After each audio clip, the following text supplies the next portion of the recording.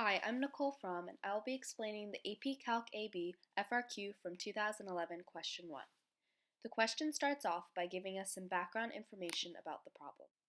The problem reads, on a certain workday, the rate in tons per hour at which unprocessed gravel arrives at a gravel processing plant is modeled by G of t equals 90 plus 45 cosine of the quantity of t squared over 18, where t is measured in hours from 0 to 8. At the beginning of the workday, t equals 0, the plant has 500 tons of unprocessed gravel. During the hours of operation, 0 to 8, the plant processes gravel at a constant rate of 100 tons per hour. In order to understand the background information, I decided to draw a picture illustrating the given information. On the top of the whiteboard is a picture of the gravel processing plant. I drew G of t entering the factory, since that is the rate at which unprocessed gravel is entering the plant, and processed gravel is leaving the plant at a constant rate of 100 tons per hour, so I drew an arrow leading away from the factory to represent that. At the bottom of the whiteboard, I wrote the function g of t and its respective derivative and antiderivative, and compared it to the function f of x for clarity. The derivative of the function g is g prime of t, and the antiderivative of g represents the total amount of unprocessed gravel that has arrived at the plant at the time t. Similarly, it helps to know that g of t minus 100 is the rate of change in the amount of unprocessed gravel, so the antiderivative of that is the amount of unprocessed gravel at a given time t. Now to begin the problem, Part A asks us to find g prime of 5 using correct units and to interpret your answer in the context of the problem. To find the derivative of g of t, I split up the function and found the derivative of each part. I found the derivative of 90, which became 0, and then to find the derivative of 45 cosine of t squared over 18, I used the chain rule. I took out the 45 immediately, and then found the derivative of the outside function, which was cosine, which becomes negative sine of the inside function, and then multiplied that by the derivative of the inside function, which was t squared over 18, which becomes 2t over 18. Through simplification, I found that g prime of t was negative 5t sine of t squared over 18, and then I plugged in 5 to that equation to find the solution. I made the mistake of having my calculator in degrees when I was first solving the problem, so make sure your calculator is correctly set in radians for this problem. I got the answer negative 24.5875, which rounded to negative 24.588. You could have also truncated it to negative 24.587 if you prefer.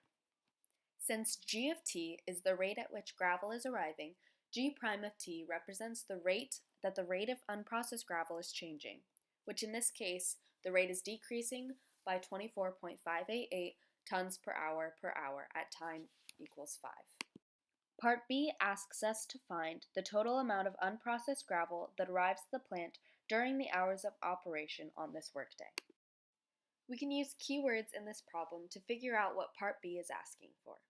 Since the problem asks for the total amount of unprocessed gravel, we can deduce that we will be taking the integral of g of t, because that gives us the total amount of unprocessed gravel that has arrived at the plant. The problem asked for the amount during the hours of the workday, so we can use the hours from 0 to 8 as our bounds for our definite integral. Therefore, we are solving for the antiderivative of g of t from 0 to 8. I plugged this into my TIN spark and got the answer 825.551. So the answer is 825.551 tons. Part C asks us if the amount of unprocessed gravel at the plant is increasing or decreasing at time t equals 5 hours. For this part, you have to consider both the rate at which unprocessed gravel is entering and leaving the plant to determine if the amount of unprocessed gravel is increasing or decreasing. First, I found g of 5 to find the rate at which unprocessed gravel was arriving at the plant, which is about 98.1408. Using the knowledge that the rate that the gravel is being processed is 100 tons per hour, we can realize that the amount of gravel being processed is greater than the amount of gravel arriving at the plant at time t equals 5. Therefore, the amount of unprocessed gravel at the plant is decreasing.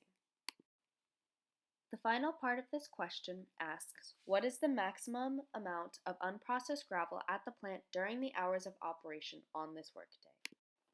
In order to find the maximum amount of unprocessed gravel, we have to find an equation for the amount of unprocessed gravel at time t. We know that the initial amount of unprocessed gravel at the plant is 500 tons. We also have to consider the amount of gravel at the plant for any particular time t, which is the antiderivative of g of t minus 100 from 0 to t. But since t is one of the boundaries on the definite integral, we replace g of t for g of s. Therefore, the equation for the amount of unprocessed gravel at the plant is 500 plus the antiderivative of g of t minus 100, which we can call a of t. In order to find the critical numbers of this equation, which we use to find the maximum, we must set the derivative of it equal to 0. The derivative of our equation, a of t, equals g of t minus 100, and when we set that to 0, we get the critical number. To solve for 0, we subtract the 90 from both sides so that we have 45 cosine of t squared over 18 equals 10, and then divide by 45 so that we have cosine of t squared over 18 equals 10 over 45. Then you take the arc cosine of both sides so that you have t squared over 18 equals cosine inverse of 10 over 45, which you multiply by 18. Now at this step, we take the square root of both sides in order to isolate t. Usually you must consider both the positive and negative solutions to this, but since our domain is from 0 to 8, we can look at just the positive solution, which we get to be 4.923480. So now our possible maximums would be our critical number or the endpoints. So we plug in our possible maximums to a of t, and we see that 4.92348 yields the maximum value of 635.376123. Therefore, the maximum amount of unprocessed gravel at the plant during this workday is 635.376 tons. The challenging part of this FRQ is keeping track of the meaning of the antiderivatives and derivatives of the functions. An additional problem to look at with similar parts dealing with derivatives and antiderivatives is question 3 from 2010. Thanks for watching.